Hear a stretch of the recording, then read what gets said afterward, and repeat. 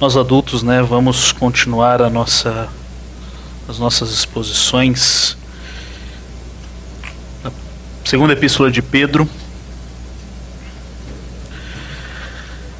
E hoje, como já falado pelo reverendo Mauro, nós vamos falar um pouquinho sobre os falsos mestres e os falsos ensinos procedentes dos falsos mestres. Este é um dos propósitos de Pedro ao escrever esta carta para os cristãos que se encontravam ali na Ásia Menor. Ele combate com veemência os falsos mestres e os seus ensinos errôneos, porque eles estavam contaminando aquela igreja e estavam fazendo um desserviço para o crescimento de santidade dos crentes daquela região. E aqui, especificamente no capítulo de número 2, nós vemos Pedro fazendo este combate, onde ele apresenta as características destes falsos mestres, onde ele apresenta os seus pecados, expõe os pecados dos falsos mestres e deixa muito claro que a condenação deles já está certa. Isso que nós vamos ver hoje. Mas apenas para relembrarmos, no primeiro propósito de Pedro ao escrever a sua carta, no capítulo 1, nos 11 primeiros versos, nós vimos o quão privilegiados nós somos, porque Deus nos chamou para a sua graça, pela sua graça salvadora, e nos presenteou com a vida eterna, e nós vimos que nós fomos capacitados por Deus e somos capacitados por Ele para vivermos a vida de acordo com a vontade dEle, para a honra e glória do nome dEle. Nós vimos também que para demonstrarmos e confirmarmos o nosso chamado, a nossa salvação, nós precisamos desenvolver algumas qualidades que são acrescentadas à fé e que têm como o objetivo último o amor, que Pedro coloca como sendo, reafirmando o ensinamento e relembrando o ensinamento de Cristo, que nós devemos amar a Deus acima de todas as coisas e o próximo como a nós mesmos. E o alvo desta confirmação da nossa vocação é colocado por Pedro como sendo o alvo final, a vida eterna. Nós precisamos viver os nossos dias almejando a volta do Senhor Jesus Cristo. E nós iremos fazer isso e demonstraremos que fomos chamados por Deus através dos nossos frutos. E os nossos frutos vão então confirmar a nossa vocação e a nossa eleição. E vão nos motivar a andarmos em santidade. Aí nós continuamos a leitura do primeiro capítulo. E a partir do verso de número 12, Pedro ele mostra então o seu propósito. E o propósito de Pedro era relembrar aqueles irmãos do verdadeiro ensino que vem do Senhor. E ele deixa isso muito claro. Ele fala assim: olha, eu sei que eu vou partir, eu vou deixar este tabernáculo, mas fiquem tranquilos que enquanto eu tiver fôlego de vida, eu vou continuar trazendo à memória os verdadeiros ensinos. E mesmo depois da minha morte, o verdadeiro ensino passados por mim, eles estarão escritos e vocês serão relembrados deles. E ele mostra então que o verdadeiro ensino se encontra em Jesus, na sua obra, e ele foi testemunha ocular do verdadeiro ensino. E principalmente aqui, sobre a vinda e o retorno, na verdade, de Cristo Jesus. E ele cita o momento da transfiguração, onde ele viu a glória de Cristo de uma forma completa. Mas ele também mostra que o verdadeiro ensino vem através do testemunho dos profetas. E aqui ele enfatiza que as escrituras sagradas, elas são inspiradas por Deus. E através delas que nós conhecemos o nosso Salvador e o verdadeiro ensino. Então, após deixar claro qual era o verdadeiro ensino, de onde vinha o verdadeiro ensino, Pedro então ele começa o capítulo 2 falando sobre os falsos mestres. E o objetivo da nossa vida como cristãos é crescer em Cristo. E se nós não aprendermos a reconhecer e a resistir os falsos mestres e os seus falsos ensinos, nós seremos puxados cada vez mais para baixo. E nós não cresceremos em Cristo. Nós não desenvolveremos o nosso caminhar em santidade se nós não tivermos delimitado na nossa mente o que é o verdadeiro ensino e o verdadeiro mestre, e o que é o falso ensino e o falso mestre. Então, Pedro ele começa o capítulo 2 dizendo: assim como no meio do povo surgiram falsos profetas, assim também haverá entre vós falsos mestres, os quais introduzirão dissimuladamente heresias destruidoras, até o ponto de renegarem o soberano Senhor que os resgatou, trazendo sobre si mesmos repentina destruição. E muitos seguirão as suas práticas libertinas, e por causa deles será infamado o caminho da verdade. Também, movidos por avareza, farão comércio de vós com palavras fictícias. Para eles, o juízo lavrado a longo tempo não tarda, e a sua destruição não dorme. Vamos orar mais uma vez? Pai, nós te damos graça, porque o Senhor nos permite estudarmos a Tua Palavra. Nós te agradecemos, pois nela nós encontramos o verdadeiro ensino do Senhor. E o Senhor, na sua sabedoria, sabendo da nossa incapacidade, da nossa tendência pecaminosa em ouvirmos falsos mestres e falsos ensinos, o Senhor deixa claro na sua palavra como eles são e o que eles podem fazer e qual é o fim deles, para que possamos crescer em Cristo cada dia mais, reconhecendo estes falsos mestres e resistindo aos seus ensinos. Por isso, Senhor, nesta manhã nós clamamos a Ti que tenha misericórdia do Teu povo mais uma vez. Que a Tua palavra possa ser ouvida por eles. Como já oramos anteriormente no início do nosso culto, que os nossos corações estejam voltados para o Senhor e com o desejo de aprendermos e vivermos segundo a Tua vontade.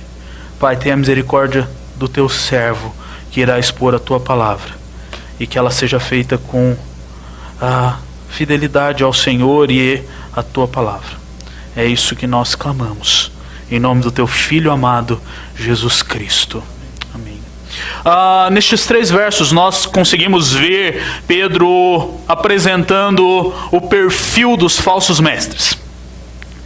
E quando nós observamos este perfil, nós vemos primeiro a primeira declaração de Pedro, que no Antigo Testamento, lá atrás, no meio dos profetas, haviam os falsos profetas, e eles muitas vezes falavam com o intuito de confundir o povo.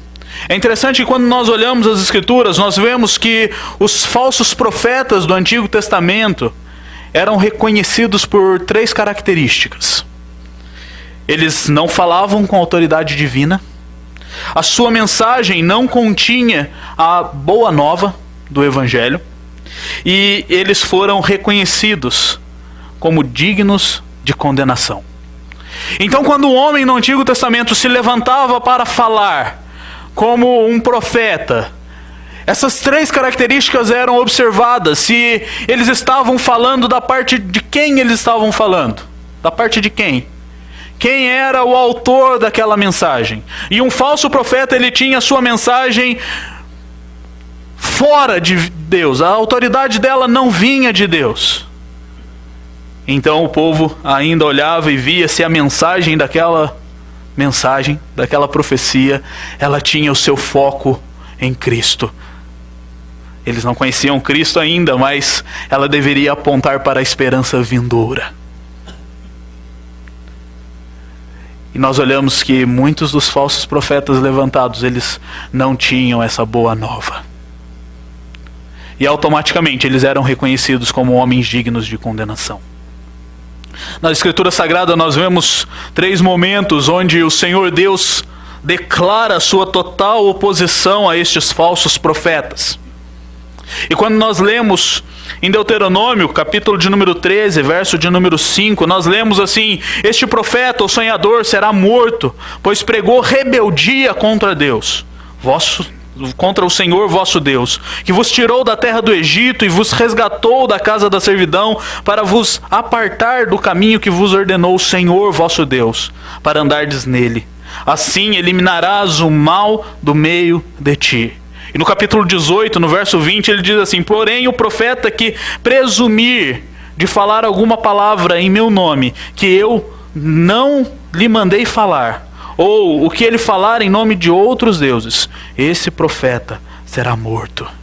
Então o Senhor, ele instrui o povo de Israel a condenar à morte profetas que pregassem rebeldia contra o Senhor e que pregassem palavras que não viessem dele e que teriam o efeito de desviar o povo dos seus caminhos. Quando nós olhamos ainda em Jeremias capítulo 23, verso 14, nós vemos que o Senhor compara os falsos profetas a Sodoma, pois eles cometem adultério e andam em falsidade. E Pedro, ele desenvolve toda a sua linha baseada nisso, neste padrão estabelecido pelo Senhor. E ele exemplifica, nós vamos ver no restante do capítulo 2, que estes falsos mestres que ele estava combatendo eram homens que tinham uma irregularidade nas suas vidas. Eram homens que tinham a tendência de desvirtuar a sua sexualidade, homens que tinham como objetivo nutrir uma vida de impiedade. E o Senhor ainda no Antigo Testamento, advertindo contra os falsos profetas, ele diz que ele lança a sua ira sobre estes profetas, estes homens que tinham visões falsas e profetizavam mentiras. Nós vemos diversos outros textos, mas apenas esses 3 momentos onde o Senhor claramente instrui contra os falsos profetas, nós já podemos ver que eles não eram aceitos por Deus. E o padrão não havia mudado. O povo ali no Novo Testamento que haviam sido evangelizados depois, eles também deveriam manter esse padrão e eles não deveriam aceitar os falsos mestres e os falsos ensinos. E Pedro diz que eles surgiriam, que não adiantaria escapar.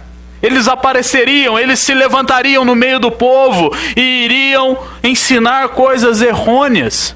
E nós vemos que o grande objetivo seria alcançado, onde eles lançariam heresias dissimuladas, com o objetivo de renegarem o soberano Senhor, que resgatou o seu povo através de Cristo. E eles trariam sobre eles a destruição.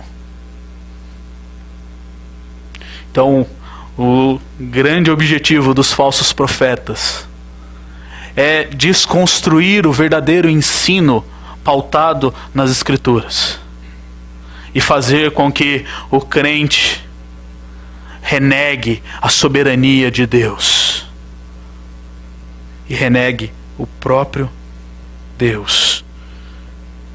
Então ele começa a mostrar essas características dos falsos mestres daquela época e daqueles que surgiriam. E ele mostra que eles dissimulariam heresias destruidoras. Nós vimos no capítulo 1 que estes homens, eles criaram e inventaram fábulas para desvirtuar o povo. Era do feitio destes homens agirem sorrateiramente, se apresentando muitas vezes com conceitos deturpados, com uma sutileza que a igreja não percebia. E eles faziam isso de uma maneira engenhosa, planejada, e eles iam disseminando o falso ensino e faziam que o falso ensino parecesse um verdadeiro ensino. E o povo então começava a seguir um falso ensino iludidamente.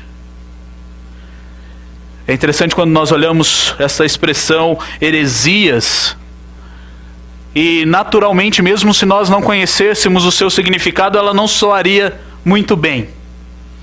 Já é um termo pesado e que denota algo ruim. E quando nós olhamos ainda para o seu significado, nós vemos que é algo que é deturpado, algo que não condiz com a realidade. E nós comparamos a linguagem que Pedro usa no seu primeiro capítulo, anteriormente na sua epístola, dizendo que eles criaram fábulas, mentiras. E quando nós percebemos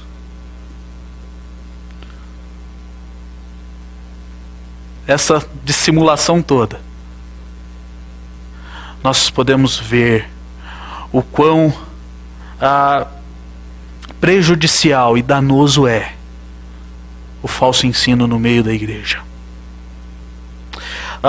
Outra característica mostrada por Pedro sobre os falsos profetas, os falsos mestres, é que eles eram populares.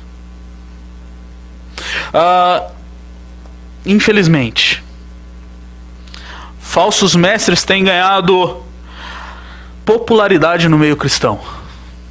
E normalmente eles conquistam a sua popularidade por meio de palavras que não procedem de Deus.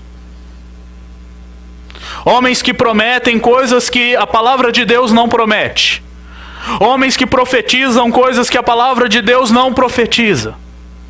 Homens que declaram coisas que a palavra de Deus não declara.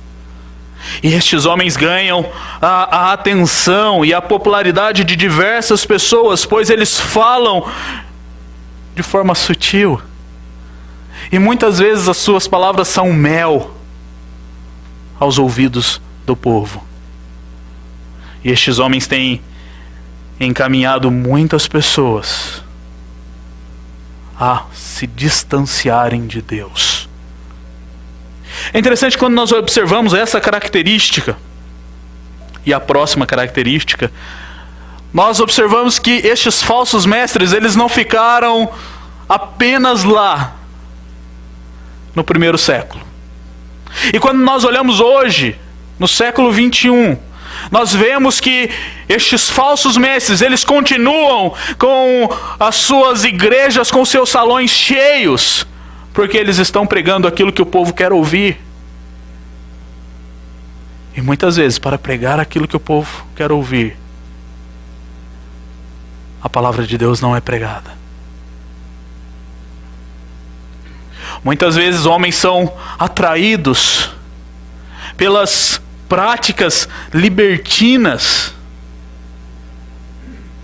E nós podemos observar quantos mestres renomados, populares, são desmascarados por escândalos. São desmascarados pelas suas práticas não cristãs. Mas eles continuam atraindo seguidores por causa das suas palavras doces. e que aguçam os nossos ouvidos.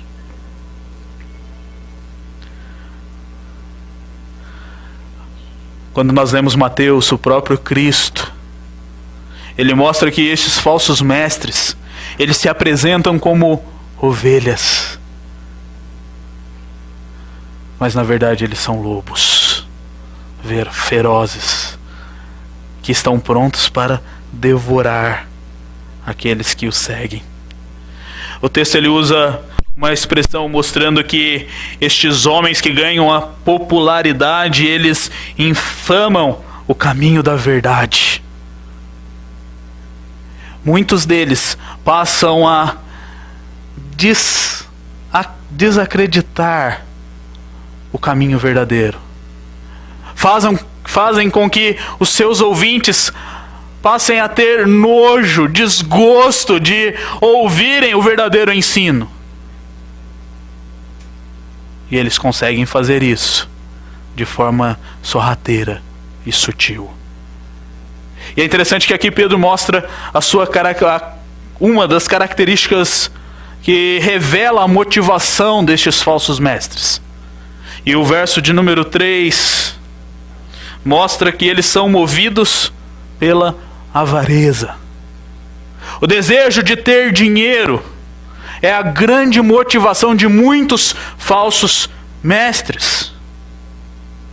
E é interessante que eles apresentam ao povo uma história distorcida, com o único intuito de explorar os bens dos seus ouvintes, criar fundos para a sua própria conta. E aqui nós vemos a atualidade dessas palavras.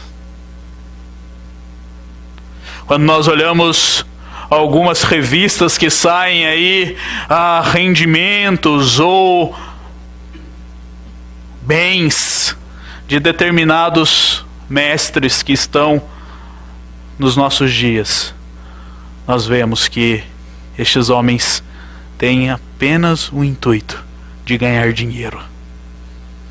E eles enganam, eles iludem os seus ouvintes. Mas esta característica, essa última característica deles, deve ser também observada por nós. A condenação deles está garantida.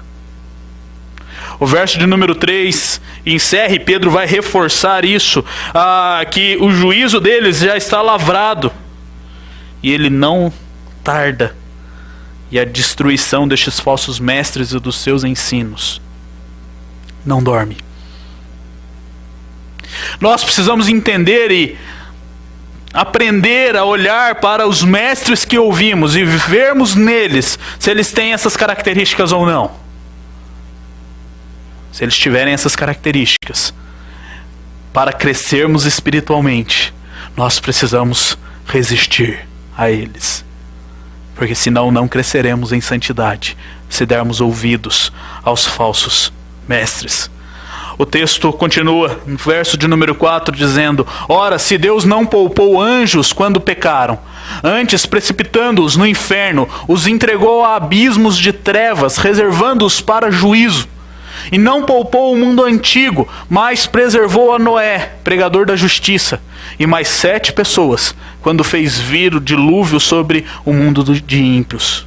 E reduzindo a cinzas as cidades de Sodoma e Gomorra, ordenou-as à ruína completa, tendo-as posto como exemplo a quantos venham a viver impiamente.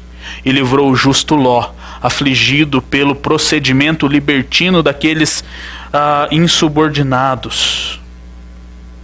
Porque este justo, pelo que via e ouvia quando habitava entre eles, atormentava sua alma justa, cada dia, por causa das obras iníquas daqueles. É porque o Senhor sabe livrar da provação os piedosos e reservar sob castigo os injustos para o dia do juízo, especialmente aqueles que, segundo a carne, andam em imundas paixões e menosprezam qualquer governo. Então ele encerra o versículo de número 3 dizendo que a condenação já está garantida. E aqui ele usa 3 exemplos para mostrar essa diferença entre condenação e salvação. E o primeiro exemplo que ele usa, mostrando o julgamento de Deus sobre o pecado, a ira de Deus sobre aqueles que desvirtuam a sua lei e se rebelam contra ele, é o exemplo dos anjos. Pedro aqui ele não usa um texto bíblico, uma história bíblica como os 2 outros exemplos que ele dá, mas ele apresenta a tradição histórica do povo de Deus, onde os anjos que se rebelaram contra Deus foram lançados fora da presença de Deus e foram lançados no inferno. É o termo que Pedro aqui usa para marcar este local de sofrimento, de dor, este local de morte. Então nós vemos aqui que o Senhor não poupou nem os anjos que estavam próximos a Ele, que estavam ao redor do seu santo trono, quando eles pecaram, quando eles se rebelaram e quiseram ser como Deus. Eles foram então enviados para o inferno, um lugar de sofrimento e de dor. E ele continua então mostrando a ira de Deus sobre aqueles que vivem debaixo do falso ensino. E ele fala sobre o dilúvio.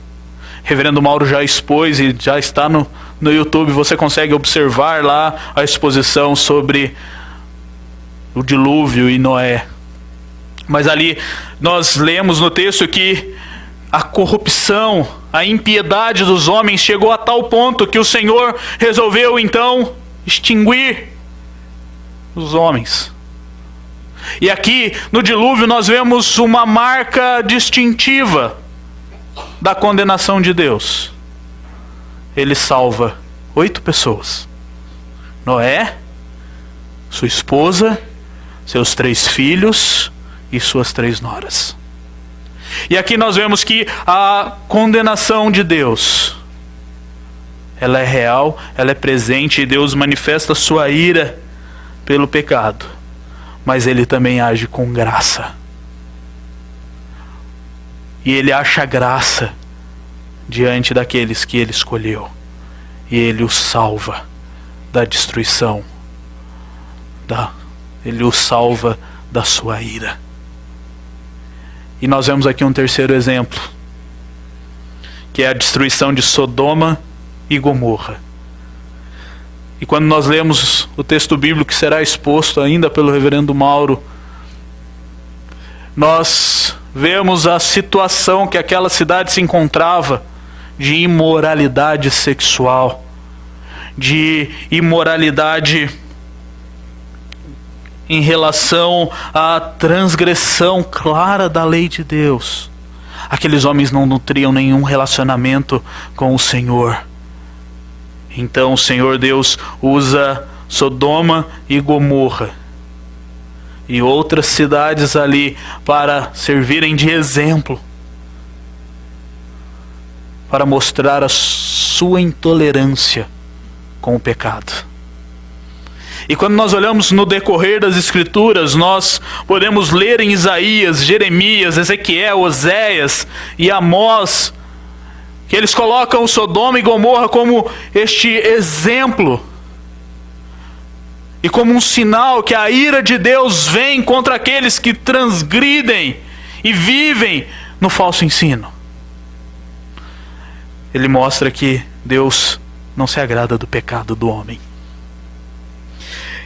E quando o próprio Cristo, em Mateus nos relata que ele mostra e ele compara a destruição dessas cidades com o juízo que aguarda o descrente, nós podemos ver que viver debaixo do falso ensino é sinal certo de uma caminhada rumo à destruição. É uma caminhada direta e reta rumo à ira de Deus. E após esses exemplos, Pedro ele faz questão de dizer: o Senhor poupa os seus. Ele salva aqueles que ele escolheu. E nós vemos no exemplo de Sodoma e Gomorra o Senhor separando Ló e a sua família. Mas é interessante que a esposa de Ló ainda estava encantada com a vida libertina daquela cidade. E ela então desobedece ao Senhor e olha para trás e se torna uma estátua de sal. E ali então restam apenas Ló e as suas 2 filhas. O Senhor sabe como preservar os seus e como salvar os seus. Mas nós precisamos lembrar também que a ira dele estará sobre aqueles que pregam e desvirtuam a sua palavra, e aqueles que vivem de forma libertina e de acordo com a sua própria vontade. Então Pedro, ele continua na segunda parte do verso de número 10. Agora ele inicia os detalhes do pecado, dos pecados daqueles falsos mestres. E ele começa dizendo assim: atrevidos, arrogantes, não temem difamar autoridades superiores. Ao passo que anjos, embora maiores em força e poder, não proferem contra elas juízo infamante na presença do Senhor. Estes, todavia, como brutos irracionais, naturalmente feitos para presa e destruição, falando mal daquilo em que são ignorantes, na sua destruição também hão de ser destruídos, recebendo injustiça por salário da injustiça que praticam, considerando como prazer a sua luxúria carnal em pleno dia. Quais nódoas e deformidades eles se regalam nas suas próprias mistificações, enquanto branqueteiam junto convosco, tendo os olhos cheios de adultério e insaciáveis no pecado, engodando almas inconstantes, tendo o coração exercitado na avareza, filhos malditos, abandonando o reto caminho, se extraviaram, seguindo pelo caminho de Balaão, filho de Beor, que amou o prêmio da injustiça. Recebeu, porém, o castigo da sua transgressão, a saber, um mudo animal de carga, falando com voz humana, refreou a insensatez do profeta. Quando nós observamos este bloco do texto, Pedro então ele detalha os pecados dos falsos mestres, e que aqueles que seguem os falsos mestres estão fadados a cometerem.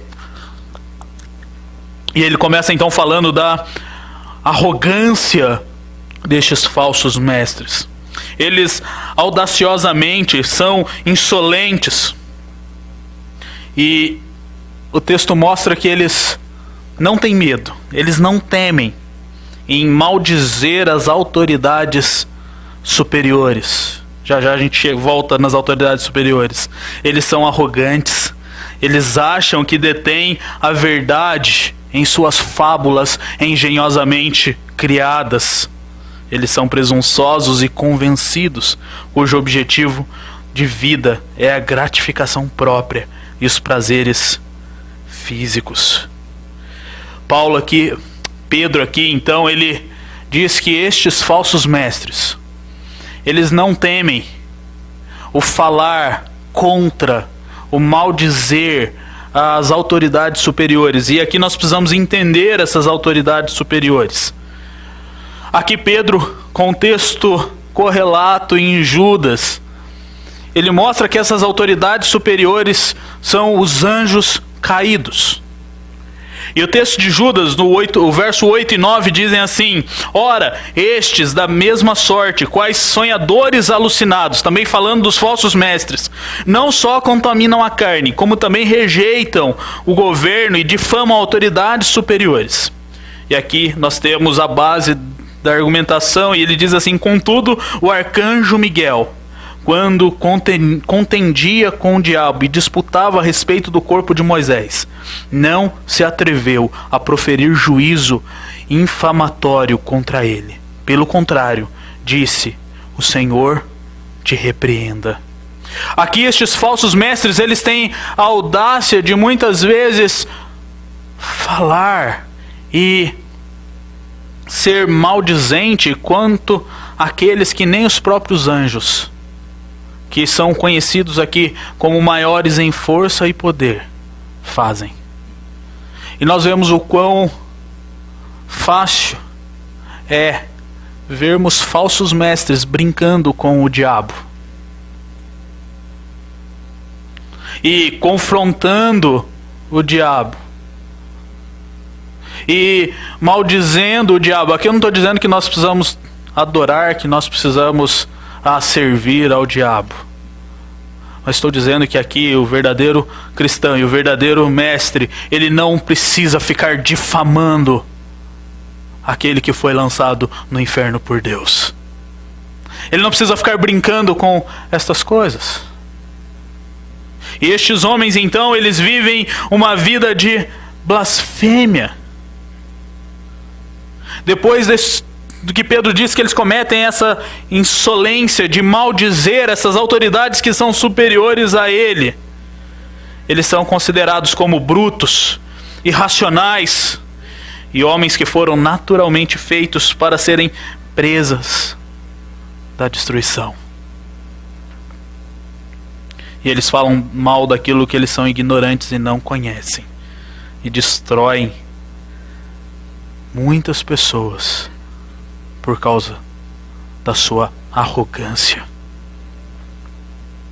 Quando nós olhamos para o verso de número 13, nós vemos que estes homens, eles têm um grande problema com o pecado da sexualidade. E eles começam a perverter aquilo que a Bíblia fala sobre sexualidade. E começam a autorizar determinadas práticas. E o Pedro diz que eles mesmos vivem debaixo dessas práticas. E o texto diz: considerando como prazer a sua luxúria carnal, em pleno dia, eles se regalam nas suas próprias mistificações, enquanto banqueteiam junto convosco, tendo os olhos cheios de adultério e insaciáveis no pecado. Muitos destes homens que são tidos como grandes mestres,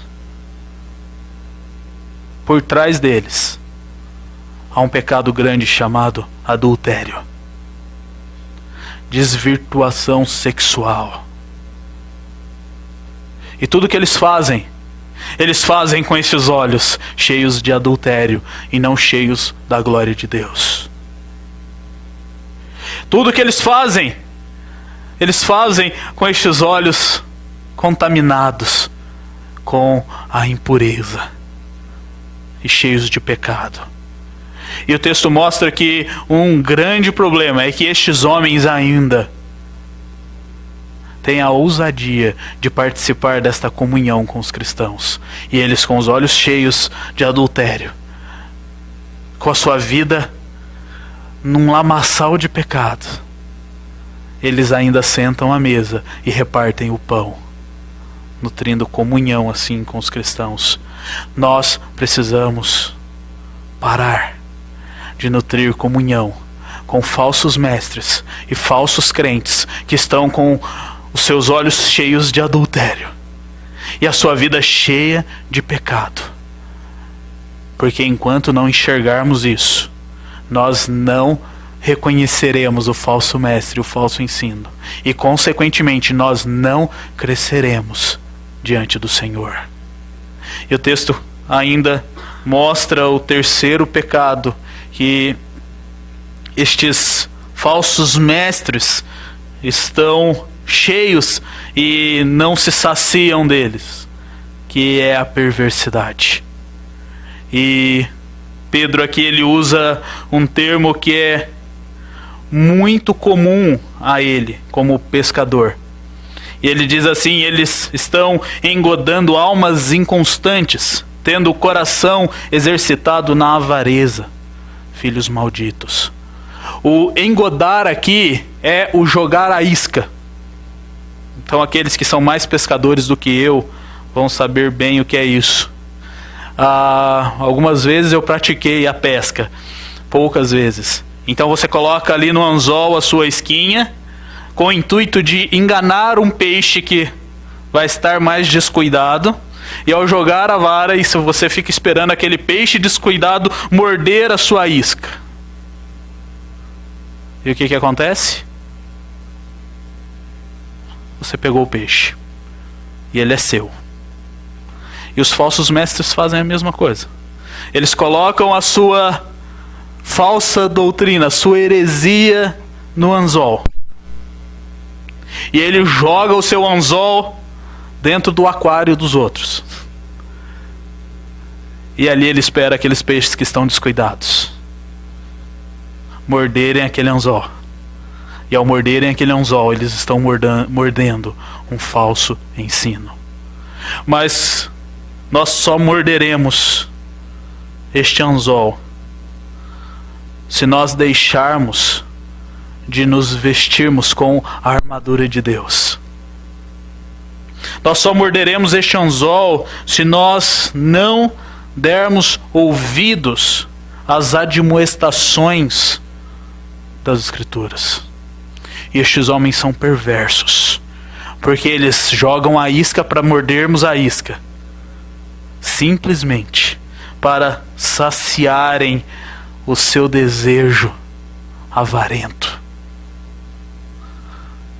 o seu desejo por dinheiro, o seu desejo pelo pecado.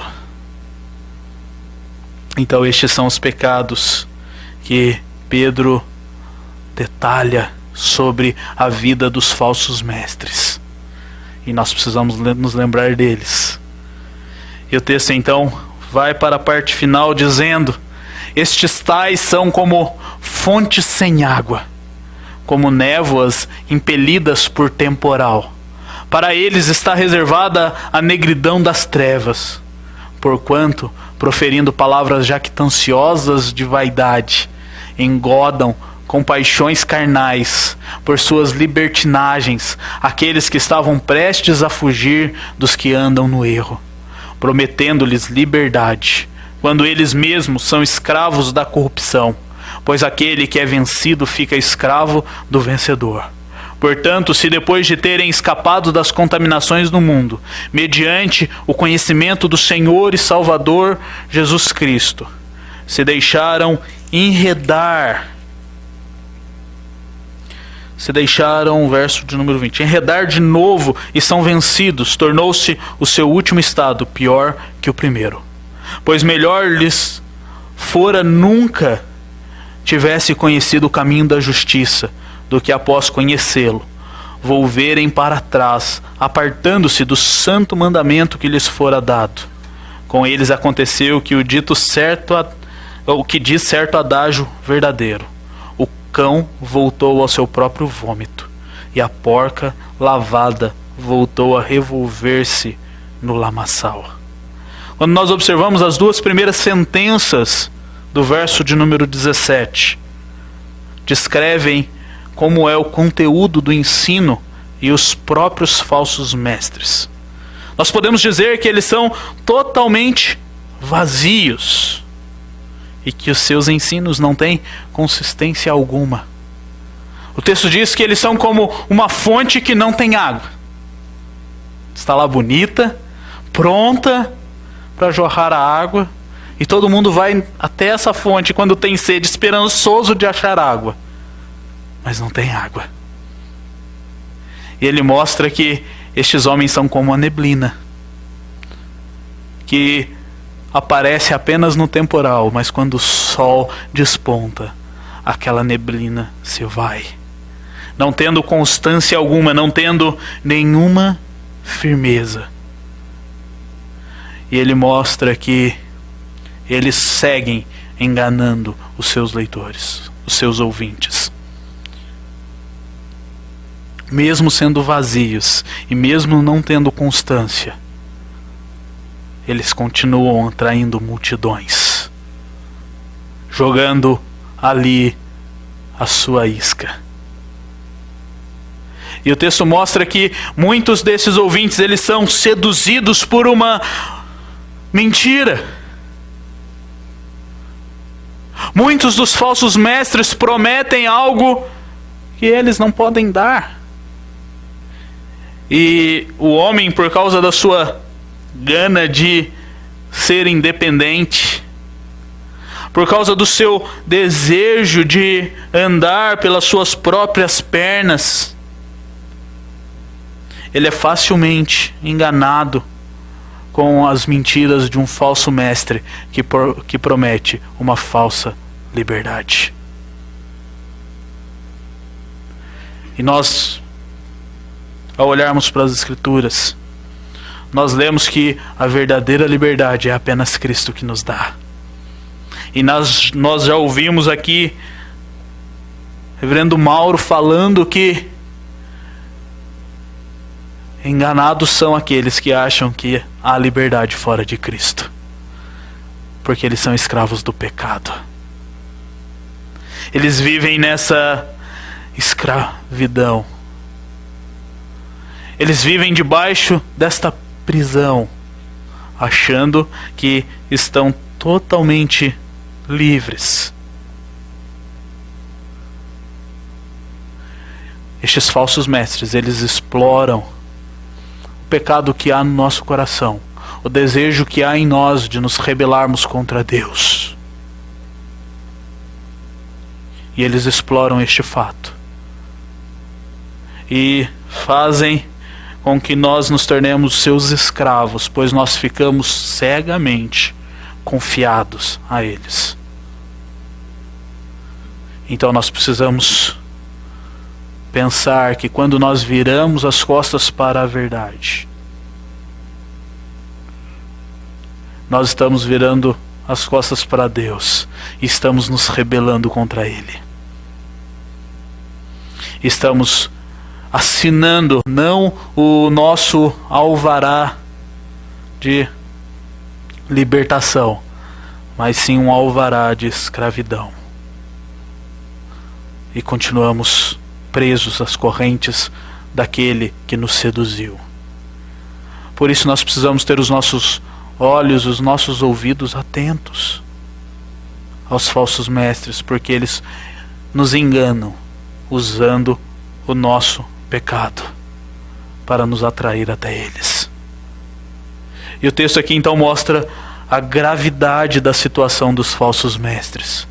E ele usa dois exemplos que podem ser pesados, e Pedro simplesmente encerra a sua argumentação dizendo que estes falsos mestres, eles são como um cão que volta para se alimentar ou para ver o seu próprio vômito. E ele diz assim: eles são como uma porca lavada, que quando solta a primeira coisa que faz é dar aquele mergulho no chiqueiro e se sujar toda de novo.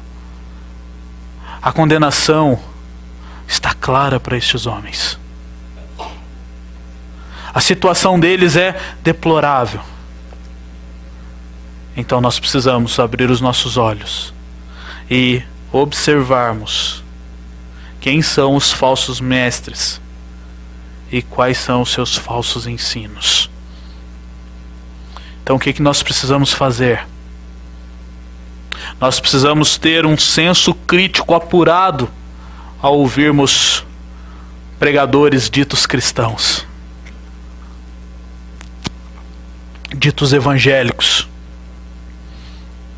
Não é simplesmente ouvi-los e que bênção, está tudo na vida. Nós precisamos desenvolver este senso crítico também, pois senão ouviremos aquilo que vai nos distanciar de Deus, aquilo que os nossos ouvidos querem ouvir. Nós precisamos ter um senso crítico ao ler determinados livros evangélicos. E às vezes nós pegamos vários livros e achamos a capa bonitinha, mas o conteúdo é falso ensino, escrito por falsos mestres. Então nós precisamos tomar cuidado. Nós precisamos sempre nos lembrar que haverá falsos mestres, e eles sempre vão nos assediar. Eles sempre vão estar com a iscazinha lá pronta para pegar aqueles crentes mais descuidados, que não têm buscado crescer em Cristo. Nós precisamos tomar cuidado, pois muitas vezes o pecado pode parecer mais atraente. E nós nos tornaremos como porcos lavados, que ao serem atraídos pelo pecado, se lançam no lamaçal novamente. E nós precisamos manter a constante lembrança na nossa mente e nas nossas ações a obra redentora de Cristo, que é o verdadeiro ensino pregado por Pedro. Nós precisamos sempre nos lembrar disso, não apenas na nossa memória distante, mas no nosso dia a dia, pois isso nos ajudará a lutarmos contra os falsos mestres e os falsos ensinos. E nós podemos então declarar que apenas em Cristo, apenas nele, nós iremos nos basear e viveremos apenas por ele.